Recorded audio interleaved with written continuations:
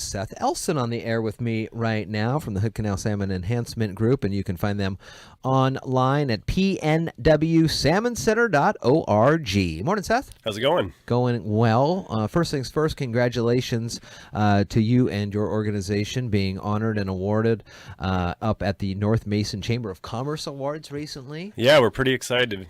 Finally have gotten Nonprofit of the Year. You know, we're trying to do a lot of great work for the community, not just for salmon, but just to really serve the whole North Mason area, and excited to be recognized for that. In addition to the Salmon Center, there is a lot of things going on up there, like you mentioned, the U-Pick Garden, the Pea Patch. There's also events in the Salmon Center like hot yoga, so it's not just there to learn and understand our fish friends, but there is a lot of great stuff going on. Today we're going to talk about the Hood Canal Steelhead Project, which is entering another year. Tell me about this. Yeah, so the Hood Canal Steelhead Project is kind of a unique study we've been working on since 2007 to see if we can actually recover wild steelhead using hatcheries. So it's kind of a weird thing. Some people who have some experience or have fished for a long time understand that there's been a negative effect on wild steelhead from hatcheries, just between the interactions of hatchery fish and wild fish. But what this study does is we're actually allowed fish to spawn naturally in a number of streams through Hood Canal, and then we went and pumped their eggs out. So we still allowed natural spawning and mating to occur and natural selection. And then we actually take these eggs and raise them at the Quilcene National Fish Hatchery and also at a hatchery out in Lilywop. And we've been able to see at a smaller scale version on the Hamma Hamma that we could increase survival of steelhead from egg to adult to about 80% compared to about 0.5% in the wild. Wow. And it's all just kind of by trying to mimic their natural growth rates as opposed to like a traditional hatchery where you're just feeding the fish as quick as you can to get them in and out and get them out there for, to be caught. And this is really just trying to mimic their natural environment and everything else. And so we're really excited kind of on what we've found so far.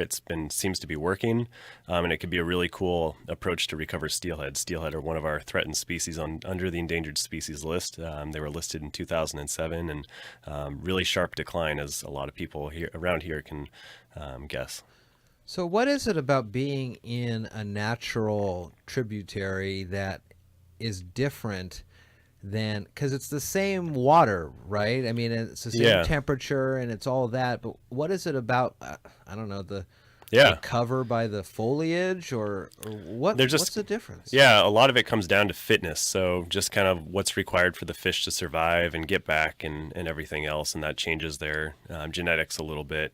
And just sort of what's required there. They also go through, when they're juveniles, salmon and steelhead go through an imprinting process. And so hatchery fish tend to be a little bit different there and stray at higher rates and things like that. But really it's just about, a lot of our steelhead that we have around Washington are actually a strain of Chambers Creek steelhead. So in Tacoma in the early 1900s, we had a huge hatchery program and still do to an extent where these steelhead from the Tacoma area were basically planted in streams all throughout Washington. And so you've got fish that naturally, were bred to return to a stream like you would in Tacoma. So a low gradient, lowland stream, spring fed. And you've got these fish that are being planted on streams like here in the Olympics, where you've got these, high gradient, steep, fast flowing, glacial fed streams. And so it's just, they're not built for that type of an environment. And so similar to kind of what we're doing on our summer chum work, where we've tried to use a supplementation program where we're actually taking fish from a nearby stream that's very similar characteristically, trying to do the same thing kind of with the Steelhead Project. And so just trying to kind of reduce the interbreeding between the two and see how can we use all this infrastructure we already have with our hatcheries and just kind of use it in a little bit more of a different way and really make an impact. So if this continues to show the results that you see, how do you see the hatcheries continuing to benefit?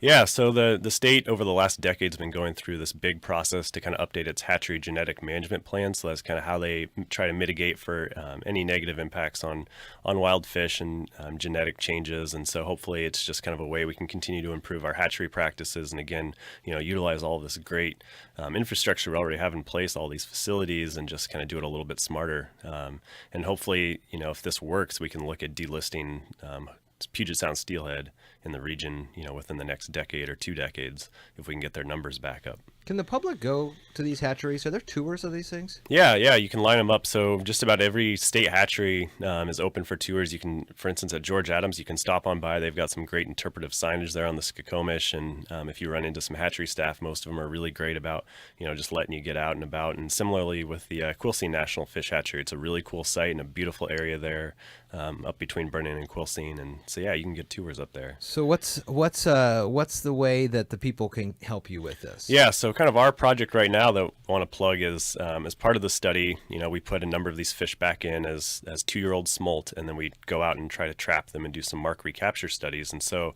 we're operating smolt traps on the Tahuya, the Dawato, and the Little Quilcene rivers from April 1st to the end of May. And so we're looking for volunteers to help us 7 days a week in the mornings for a couple hours. You'll go out, you'll sift through all the fish you catch. You might find sculpin, lamprey, and then you'll actually do some sampling of steelhead to help us get some age and genetic samples.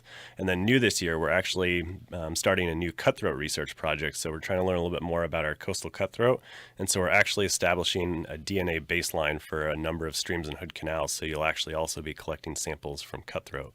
So it's going to be a really cool way to get some hands-on experience with these fish. It's a great opportunity for families to come out, and 7 days a week. So no matter what your schedule is, we can find a way to make it work. Is the Hood Canal, and is it just because we live here, but is the Hood Canal considered one of the, I don't know, the main big places when it comes to fish, things like that across the whole country? Yeah, it's definitely it's one of the most productive areas in terms of just the variety of stocks. So a number of our streams support all 5 types of Pacific salmon. We're going to have sockeye soon returning to Hood Canal.